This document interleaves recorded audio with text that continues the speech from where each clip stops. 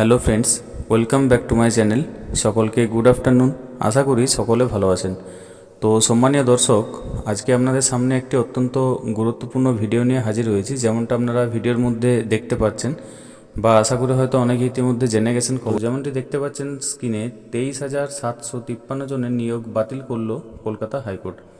তো আপনারা নিশ্চয়ই জানেন যে এসএসসি অর্থাৎ পশ্চিমবঙ্গ স্কুল সার্ভিস কমিশন, তো ওনারা তাদের যে নবম দশম একাদশ দ্বাদশ এবং গ্রুপ সি এবং তার সাথে গ্রুপ ডি, এক্ষেত্রে টোটাল যে নিয়োগ করেছিল, আপনারা সকলে জানেন যে সেই নিয়োগটা বেশিরভাগটাই কিন্তু দুর্নীতিতে ভরা। তো সেই মর্মে যে কেস হয়, সেই কেস অনেক দিন যাবৎ চলছিল। ফাইনালি সেই কেসের একটা জাজমেন্ট এসেছে, একটা ফাইনাল রায় দিয়েছেন মহামান্য কলকাতা। তো দেখুন, কপিটি আপনাদের সামনে তুলে ধরছি।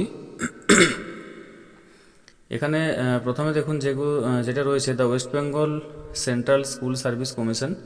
তো এখান থেকে কিন্তু এটা পাবলিশ করা হয়েছে, এই কপিটা দেখা যাচ্ছে। সুতরাং মোটামুটি একটা ধরে নেওয়া যায় যে এটা সঠিক এবং এটা কোনো ফেক নয়। তো যাই হোক, সেটার উপর ভিত্তি করে আমি আপনাদেরকে কিছু তথ্য দেখাচ্ছি, যে তথ্যগুলি এখানে মূলত পাওয়া গেছে, যে কোন কোন ক্ষেত্রে দুর্নীতি হয়েছে, কতটা পরিমাণ দুর্নীতি হয়েছে, অর্থাৎ টোটাল কত পার্সেন্ট দুর্নীতি হয়েছে, সেটা সমস্তটা আপনাদেরকে কিন্তু এখানে দেখাবো। তো দেখুন, সিরিয়াল নম্বর 1-এ যেটা রয়েছে অ্যাসিস্ট্যান্ট টিচার 9-10 লেভেলে, সেখানে টোটাল রিকমেন্ডেশন ছিল 11,610 জন, অর্থাৎ মোট 11,610 জন নিয়োগ হওয়ার কথা ছিল বা নিয়োগ হয়েছে এখানে। তো সেখানে কি কি সমস্যা দেখা গেছে, কোথায় কোথায় দুর্নীতি হয়েছে না, ওএমআর ইস্যু দেখা গেছে 808 জন ক্যান্ডিডেট, অর্থাৎ 808 জন প্রার্থী যারা ওএমআর দুর্নীতি করেছেন। র্যাঙ্ক জাম্পিং, অর্থাৎ যারা আগে ছিল তারা পায়নি বা যারা পরে ছিল তারা পেয়ে গেছে, এরকম ধরনের যে র্যাঙ্ক জাম্পিংয়ের যে বিষয়টা, সেরকম ভাবে চাকরি পেয়েছে 185 জন।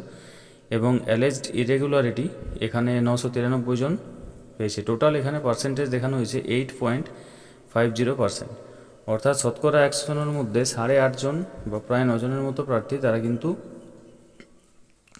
এখানে দুর্নীতি করে চাকরিটি কিন্তু পেয়েছেন।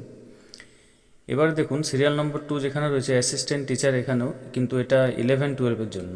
তো এখানে টোটাল রিকমেন্ডেশন ছিল 5,596 জন, মোট শূন্যপদ।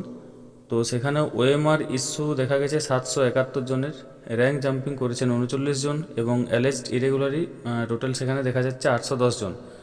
সুতরাং মোট যে টোটাল রেকমেন্ডেশন, তার মধ্যে দেখুন এখানে একটা পার্সেন্টেজ দেওয়া হয়েছে 14.47%, অর্থাৎ এত পার্সেন্ট ক্যান্ডিডেট কিন্তু কোনো না কোনোভাবে দুর্নীতি করেছেন।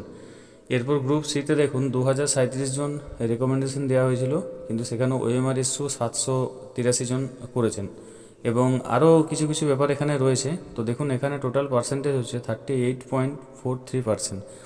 মানে বুঝতে পারছেন কী পরিমাণ দুর্নীতি হয়েছে। শতকরা 100 জনের মধ্যে প্রায় 38-39 জন যারা কিন্তু এরকম কোনো ওএমআর দুর্নীতি বা সাদা খাতা জমা এরকম কোনো কিছু ঘটনা ঘটিয়ে কিন্তু চাকরি পেয়েছেন।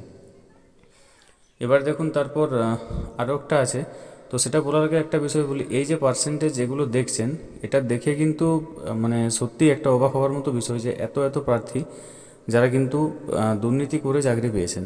তো এরকম আরও রয়েছে, আরও অনেক জায়গায় আছে, এমনকি এসএলএসটিতেও কিন্তু হয়েছে এরকম দুর্নীতি। তো সেগুলো ক্রমশ আরও হবে। তো এখন মূল বিষয় যেটা বলার, যে এই যে এত পরিমাণ ক্যান্ডিডেট যারা চাকরি হারিয়েছেন, কিন্তু তার মধ্যে তো এমনও কোনো ব্যক্তি হয়তো যদি থেকে যান, এমনও কোনো প্রার্থী যিনি হয়তো সৎ পথে চাকরিটা পেয়েছেন। তো আশা করব যে ওনার জন্য চাকরিটি থাকে এরকমভাবে।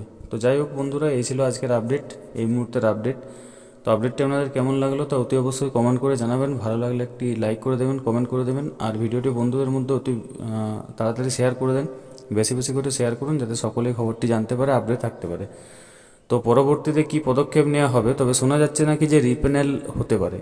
তো যাই হোক, সেটা যদি হয় তো অবশ্যই এখানে আপডেট পেয়ে যাবেন। তো চ্যানেলটিকে সাবস্ক্রাইব করে রাখুন এবং পাশে থাকা বেল আইকনটা অবশ্যই অন করে দেবেন। তো চলুন, দেখা হচ্ছে পরের ভিডিওতে।